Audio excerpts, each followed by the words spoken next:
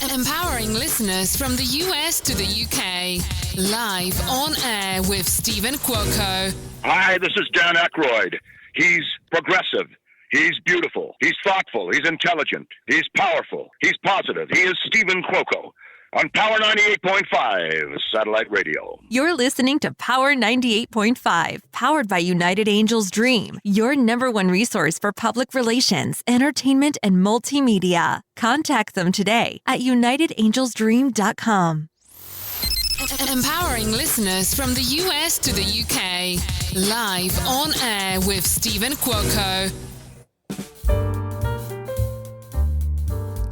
It has been a while, but a very good while. We are ending 2025, I hope in a good, heartfelt, peaceful way. Yes, there are a lot of things that are happening in the world, and most importantly, what needs to have a clear understanding is how you live your life every single day. How you feel about yourself, how you treat yourself, how you respect yourself is going to make the difference not only for your life and your emotional, mental, and physical and spiritual well-being, but as well as those that are not only with you and part of your journey, but those that are going to be destined to come in. And you want to be a good reflection of self. And I'm saying that because I'm sure, many of you have been seeing what's going on in the news lately, and what we can do is contribute to being different than how people are treating each other today. So I hope that message helps. I hope it encourages you and inspires you. I want to give a big shout out to film writer, producer, director, Michael Blevins. He's got his new film that just released. He's got he's got another round of red carpet premieres going on in Kansas City area, I believe throughout Kansas City. So that's exciting. And he's going to be having, I'm going to honestly say, take Bon Jovi, the 1980s young 20-some-year-old version of Bon Jovi, and add in some Chris Hemsworth, and that's going to bring you Mr. Carson Steele. All right, we all know him from the Chiefs. He's a professional NFL football player. And Michael and I had a very good talk about Carson. He told me that he met him at a restaurant, I believe. There was a photo recently shared of Michael's mother and Carson together. Obviously, once again, Michael's doing a mini tour of his new film, Winterest, the premiere of that, all red carpet. And Carson had the pleasure, I believe, of attending the film.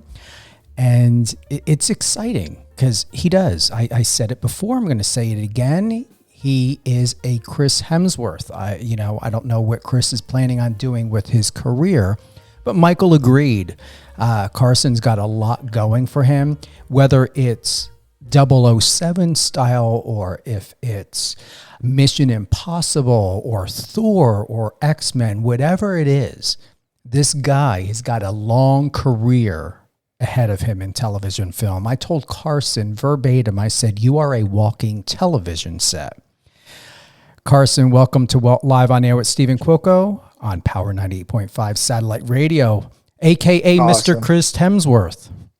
Thank you guys so much for having me on. We are live. We are shaking, moving, and grooving. The holiday season is here. You've got football season happening right now. When is the next game? What are you getting prepared for? What do we need to know about?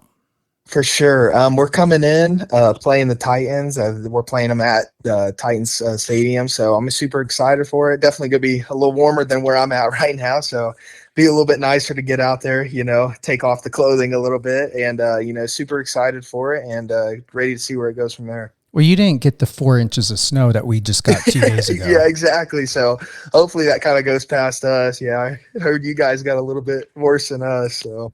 Hey, I don't mind. I was able to still walk out. The trees were covered. I felt like Ralphie from the Christmas Story. That's what it looked like outside. Exactly. That's awesome. You're all bundled up, walking side to side. Oh, I was loving it because no one was out at 7:00 in the morning. So I headed out. That's awesome. What do you think about film and TV? We touched on it, but on the record, are you excited? Can you see yourself doing this? 100%. And, shout out to Michael, man, making a great movie. I got to go out and see it, and just, seeing the expressions of people's faces and stuff like that, watching this movie, actually knowing the guy who, went out there, directed it, did everything, put his part into it. And I kind of asked him, and, he said on average, it takes like 2.5 years to make a movie. So you have all these people putting in so much time and effort, to create something amazing. And, it kind of got me excited, and, want to, definitely learn more about that and get into it in the future. Well, I want to let you know that he is correct, but not every project takes that long. There are films that are done in 24 hours. Exactly. Yeah, no, exactly. But, some of those longer films, like I was saying, so much effort and time that people put into that. It's crazy. You did agree when I referenced you as a walking television set. You said it's something that you've been told your whole life. For sure. Growing up, I've always had, the bigger body style, all buff, and, having the long hair as well too. So, that's another thing I've always thought about growing up. You're not going to be cutting your hair. It's a signature look for you, right? No, I always tell people it's going to take away my superpowers if I cut it, so I can't. Well, if they ever want you to have that Chris Hemsworth look or something, there's always a wig they can put on you. Exactly. I don't know. You did have short hair at one time in your life, didn't you? I did, yes. It's when I was super young. A funny story. I had short hair, and I went and got a haircut. And my mom, I would always not been big on getting haircuts, but my mom got me a haircut. The barber, he butchered it. He messed it all up. And so after that, I was like, you know what, Mom, I'm sticking with long hair. And so she was like, okay. So there we go. And that's how it all started. Well, be lucky that you have, or feel lucky or so, or blessed. Your hair is perfect and it's long, and you're not dealing with 3 different styles of it being curly, wavy, and straight. Exactly. Exactly. So I was definitely blessed with that. I'm telling you why, because every time it never fails. I yet to have to find, I did, but yet still, anyone I go to chops off my curls or does my hair in a way where it's never the same. Yeah, it's never the same. I just don't know what to do any longer. So be happy. You can wash and go. I can't wash and go. Either I wash and style, or I wash and I have to put a hat on. Exactly. We've got a couple questions for you. One of the things I would like to ask you is, how do you define yourself outside of football, and what part of your identity do you want fans to know you most? I would say outside of football, I'm not more of an outgoing kind of guy. You won't see me, out there, writing on Twitter or doing all that type of stuff. I kind of keep to myself. But personally, for me, humbleness is a very big one. I'd like people to see, always little kids, coming up asking to, sign signatures and stuff like that, or take pictures. That's like a big part of the reason why that I do it. Just because, being a little kid, getting to see all that stuff for yourself, and then finally getting to be in that position, to where you're able to do that for other little kids. It just makes my day, to especially see them, light up with a smile when they ask for a picture or something like that. So that's always kind of like my go-abouts with things. Does it ever become a bit concerning or stressful? Where do you stand emotionally and mentally, not only as a professional football player, but we all know that in life, there really isn't anything that's ironclad, even a contract for the most part. For sure. Are you in it fully without thinking or letting your mind go wild of, okay, this could end at any time? Yeah, that's another big thing that people, I've kind of worked on myself, but, you got to think of injuries. You got to think of contracts, the game. Everybody says the NFL stands for not for long. So that's what, people always talk about. You always got to go into it with a mindset of like, hey, you're getting to grow up and play a game that you've played since a kid, and now you get paid money to do it, so, and it brings joy to people as well. That's why they always air it out on holidays and stuff like that. So kind of taking it with that mindset, instead of worrying about all the negatives all the time, that's really also like helped me throughout the seasons. Can you share a moment in your career when you felt close to breaking and what pulled you through it? For sure. I would say last year I kind of went in, I found out that I had a hernia in my stomach, and, it kind of, held me back a little bit on things. I was hurting pretty bad. It'd be hard to get out of bed in the mornings and stuff like that, especially having the longer seasons. But, I just took to it myself. All these other guys are hurting as well too, maybe not having hernias and stuff like that, but, taking it day by day, coming back in and, playing off of each other. And so that's kind of how the mindset I took of it.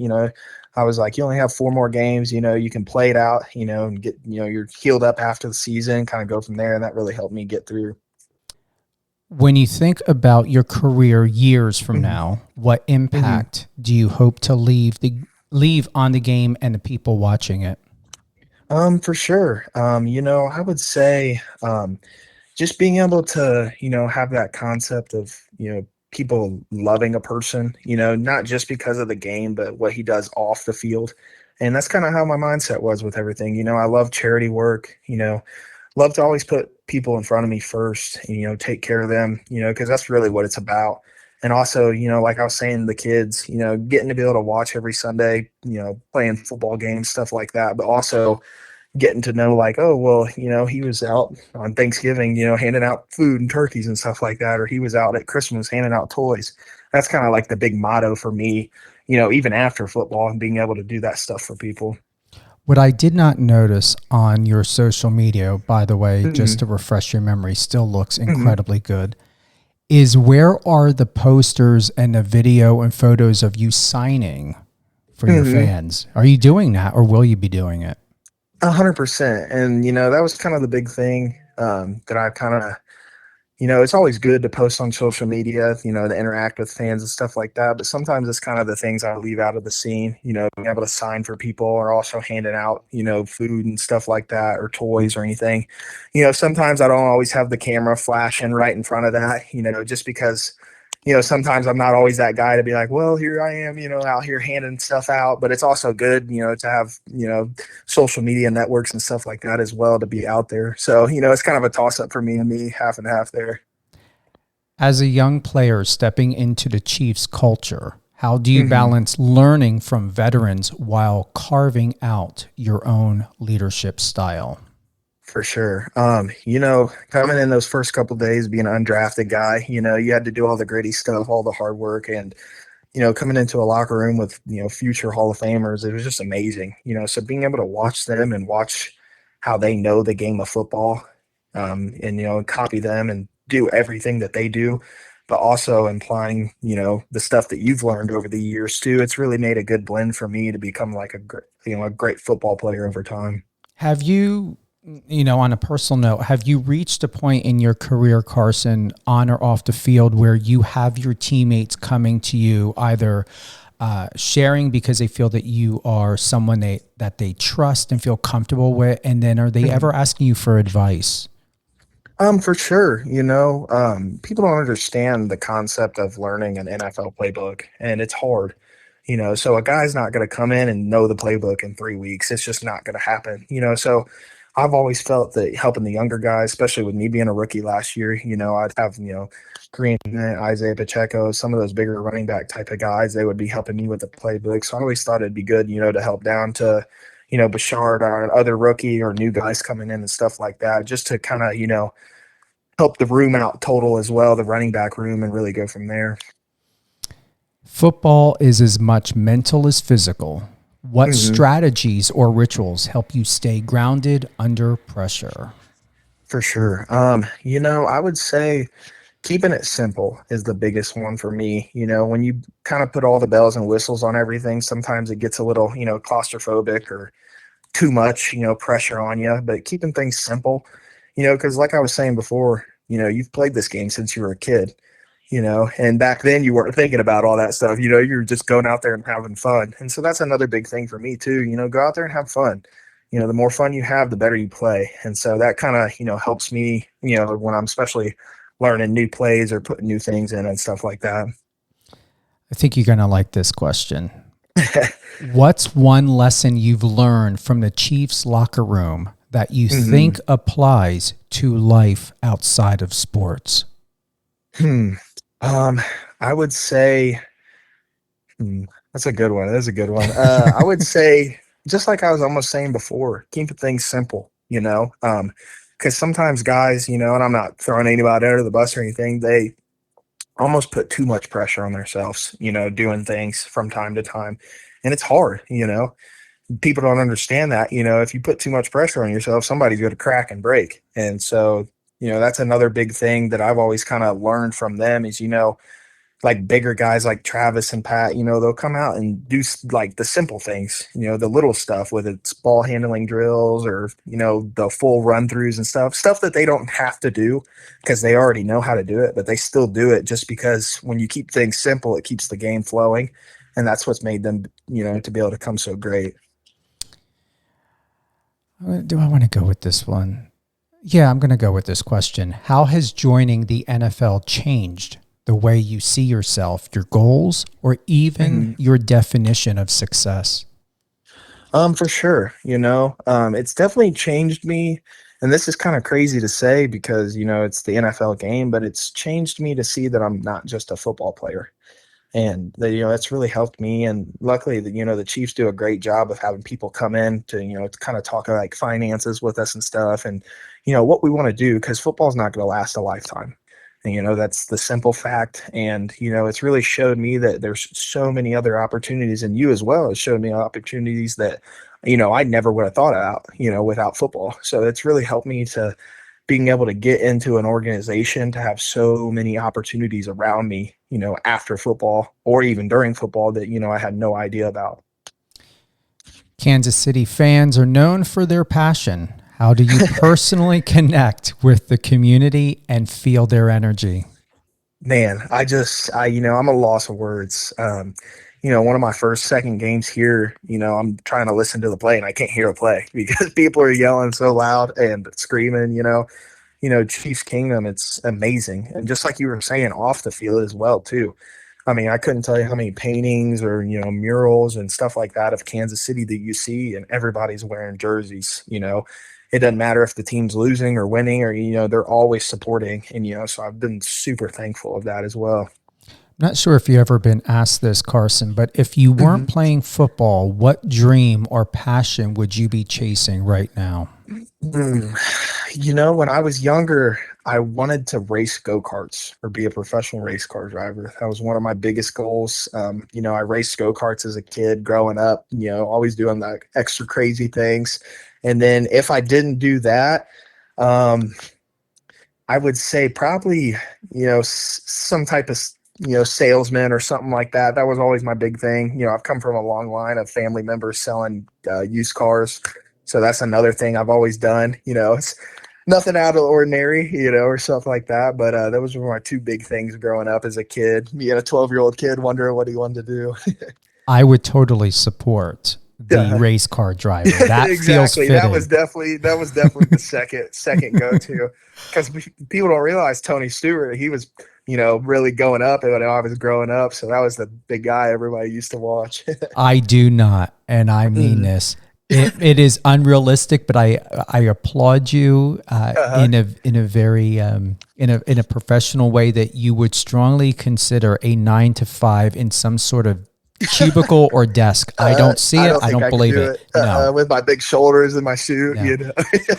I mean, I think you would probably be more of the model or model-esque of whatever organization you worked with, still signing autographs, not answering telephones and giving numbers. No. Exactly. No. What's one misconception about professional athletes that you like to break during your career?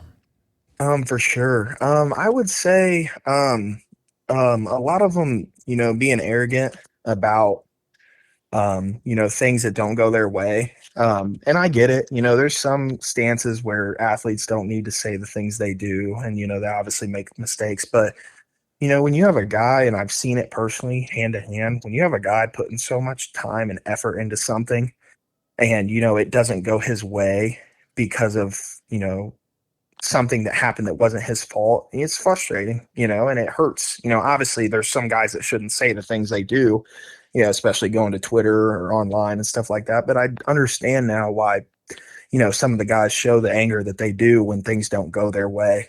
And so that's kind of one thing that a lot of people misinterpret, because they're like, oh, you're just playing football, but it's different from when you were playing as a kid versus now, where you're spending so many hours a day doing one exact thing, talking exactly just to football, so that was another thing as well. I'm going to believe you're not concerned about money, fame, and success changing you, are you?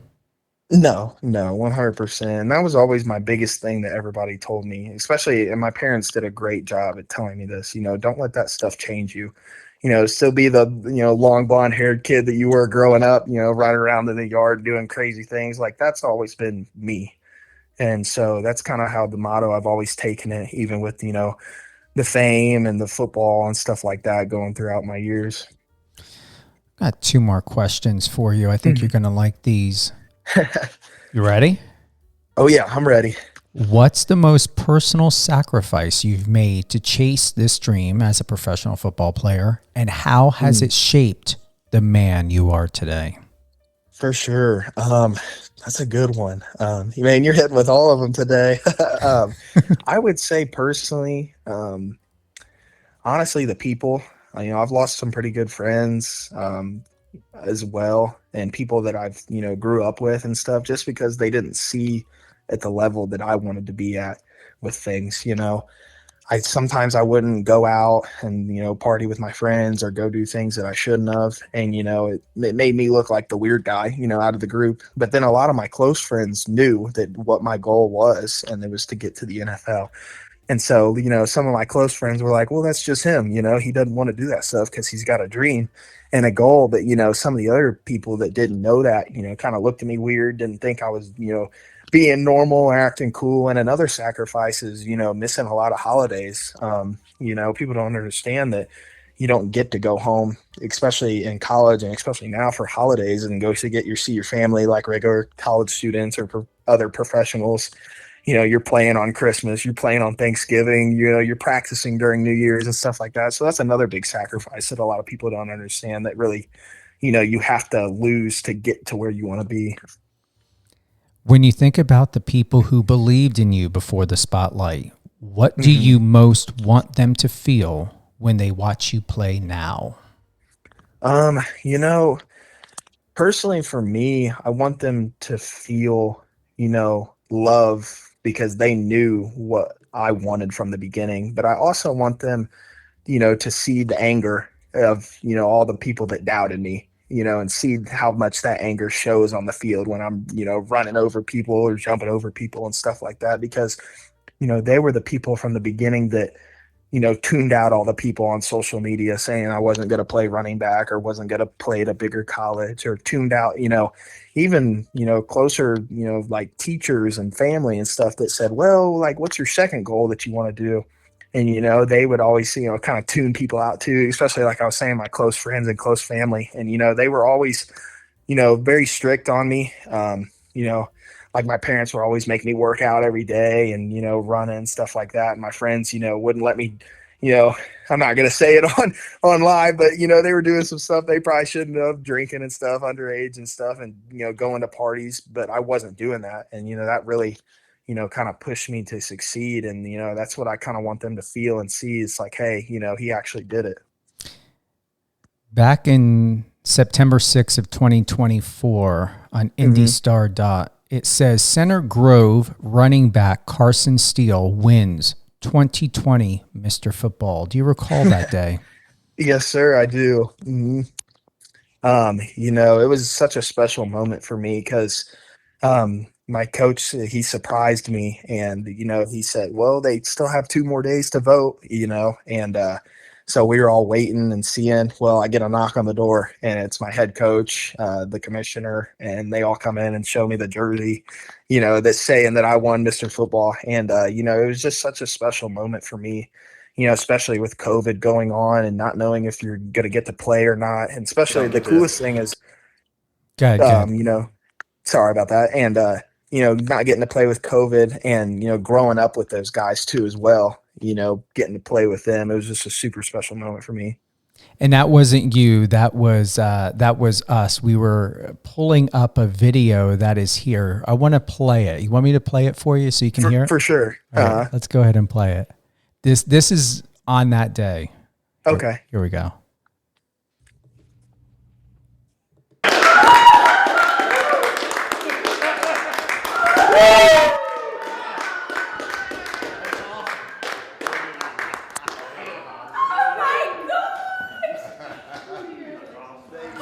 It's just a blessing, just to be able to make it, state's a great thing. Many kids don't get to that level, and definitely winning it and going undefeated and winning Mr. Football at the end of it. It's just a blessing. I don't even have words to say right now. I'm totally shocked. It's all as my family as well. So just very thankful. What a tremendous award for Carson. What a tremendous award for the kids that play with Carson, the linemen that block for him, the defense that plays for him.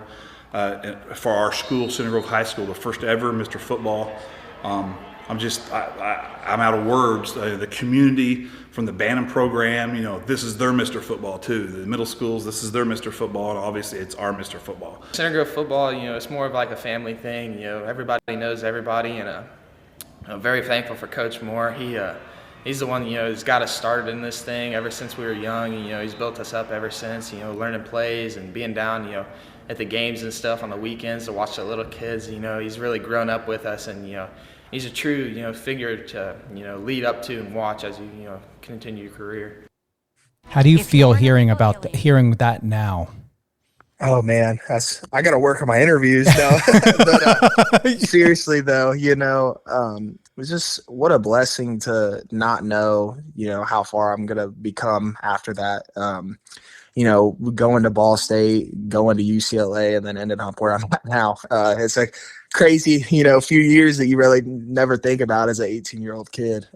Just a blessing and amazing opportunity. If I'm reading the reporter's name right with Indy Star, it's Kyle Nedenreep. He wrote, because we're going to be closing out, but we've got to close out on this because I'm sure you're not going to not want to close out on this topic. For sure. Steele was 6 years old, missing both of his front teeth when Crocky J arrived at the front door as a gift from Santa Claus on Christmas Eve. Angela Steele immediately had her suspicions when she saw her husband, Joe, and his coworker following the UPS driver, carrying a box that was marked live reptile. This end up from the sidewalk to the door. Quote, "I gotta see this," the UPS driver said. A baby dwarf alligator, the soon-to-be named Crocky J, wiggled his way out of the burlap sack and took off sprinting down a hallway as a delighted Carson watched. Man, I couldn't tell you how many times I've told that story to people.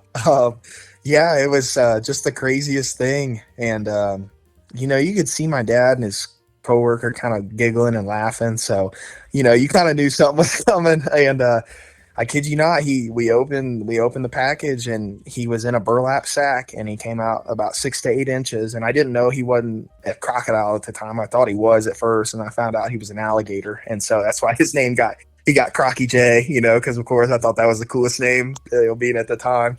And so that's kind of how, his legacy started.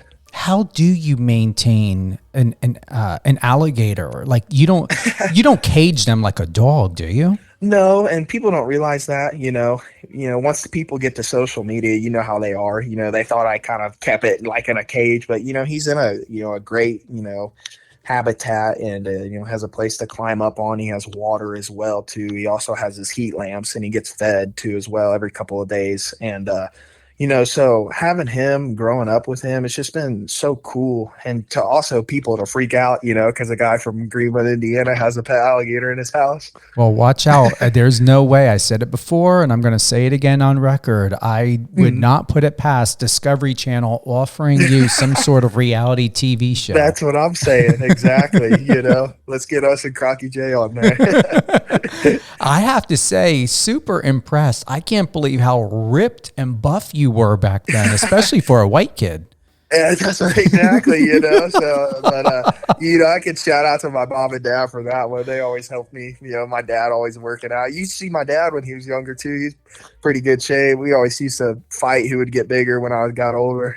That is insane. You look like the kind of person, the kind of kid back then that would stand up against people that were bullies.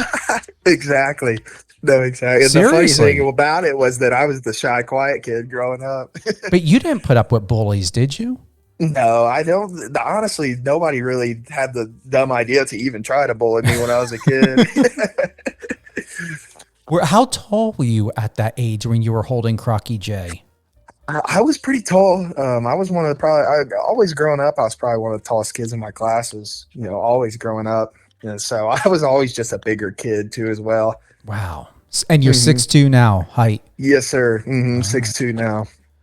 What's next? Any closing thoughts? Anything that you want to share with us before we close out? Nothing really. This is kind of, my story. And, I love sharing it to people as well because it's so unique, especially, I had a bunch of injuries as well through high school, so from coming from Greenwood, Indiana to, getting to be a professional football player, owning the pet alligator. Like, it's just such a cool story that people, I would love for them to know, especially, explaining it and in a humbling way too. So can you set the record straight? And this is something that just came in. Can you explain the difference between an alligator and crocodile? For sure. So, crocodiles are definitely very more like meaner, aggressive than an alligator is. And, you can tell with it because the crocodile snouts, the ends of their nose are more pointed. And then an alligator's more rounded if you were to look it up or like even see them in the wild. And the crocodiles get a lot bigger too as well. So that's kind of another thing that, people think about and look about because they don't know the difference between them. So those are like little key details that you can tell. I gotta ask, has Crocky J ever needed a vet? And if so, does the vet come to you or do you take him to the vet?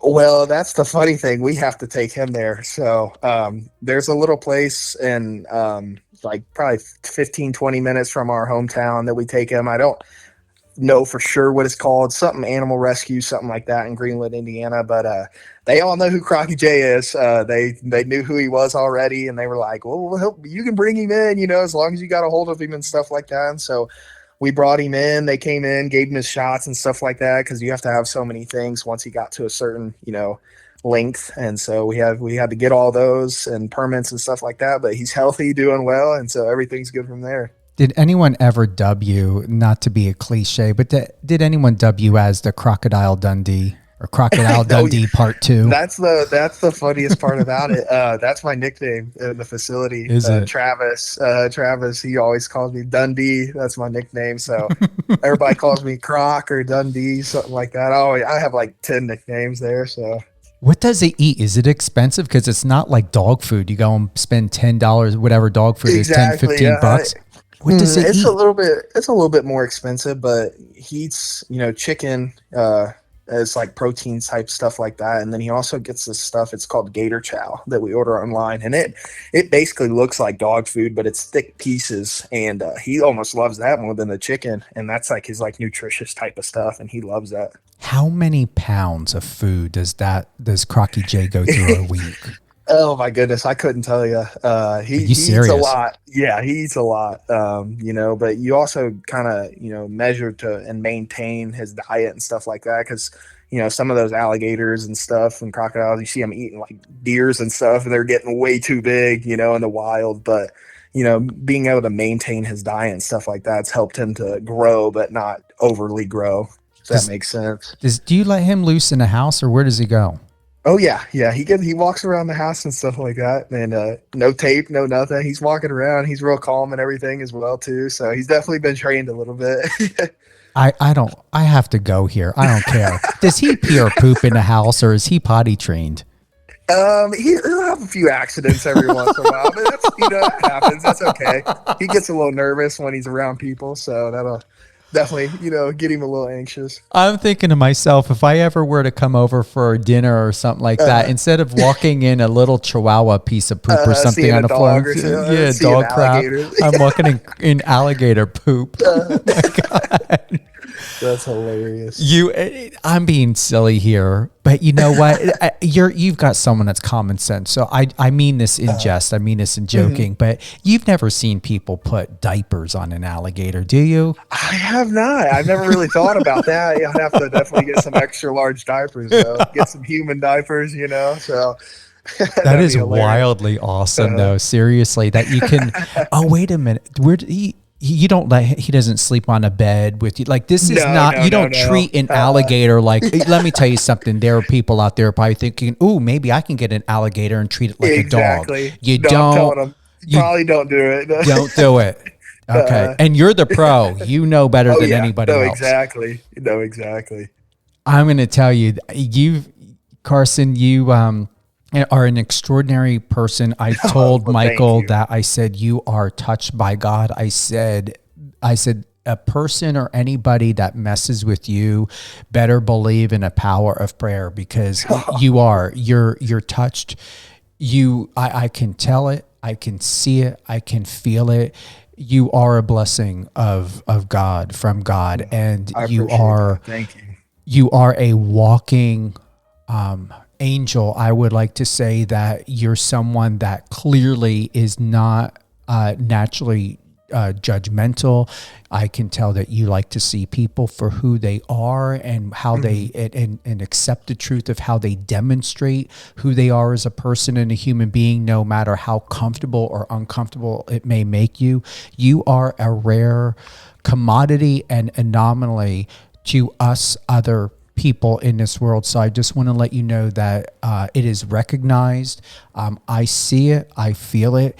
That just continue to take care of yourself and continue to live in an enriched life, because there's nothing for you to chase after, and everything that's set before you is going to be perfectly planned for you, because you're not like most other human beings. I just want to let you know that you're touched, and you're someone that other people better be very, very careful not to mess with and do harm against.